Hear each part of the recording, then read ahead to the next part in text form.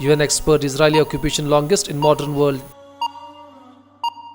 Israel detains 13 Palestinians in West Bank raids. Israel's action in Palestine should be prevented.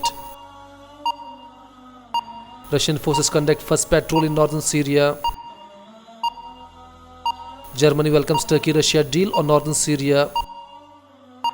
No evidence of ethnic cleansing in Syria, US official. Saudi Arabia removes foreign and transport ministers. Iran struggled to get medicine amid sanctions, UN envoy. Libya, 2 civilians killed in shelling by HAFTAR forces. Rohingya boys stuck in limbo in Myanmar capital. UN expert calls for Myanmar to be brought before ICC.